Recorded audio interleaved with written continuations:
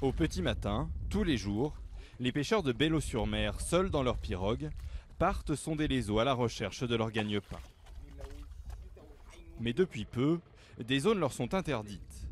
À l'approche de la mangrove et des arbres immergés, des panneaux ont fait cette année leur apparition. Ici, plus question de lancer ses filets n'importe quand.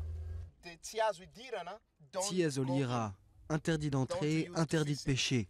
Ce site a été choisi par les communautés pour protéger les crabes.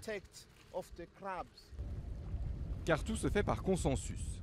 L'ONG en charge de la protection du site décide des périodes de fermeture avec les villageois.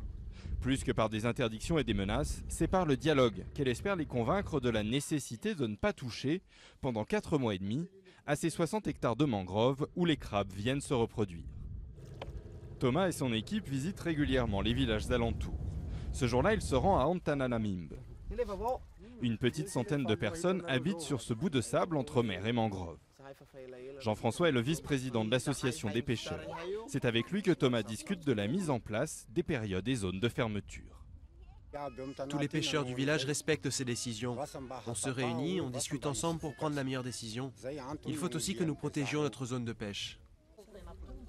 Tous les pêcheurs l'ont noté, les stocks en mer diminuent du fait d'une double pression. Madagascar connaît une croissance rapide de sa population, y compris sur les côtes. Et plus loin, en mer, des chalutiers affrétés par des armateurs étrangers pratiquent une pêche intensive. Aujourd'hui, je peux pêcher jusqu'à 10 kg de poissons par jour, mais je dois utiliser un long filet et aller dans des eaux plus profondes. Avant, vous pouviez remplir une pirogue à ras-bord, maintenant juste 10 kg. Et ça m'inquiète pour les prochaines générations. Pour le moment, 3 réserves autour de Bello ont été mises en place sur plus de 200 hectares. Si la phase de test est concluante, l'opération pourrait s'étendre plus largement et permettre, à partir de la mangrove, une lente reconstruction des ressources, vitale pour la survie de ces populations.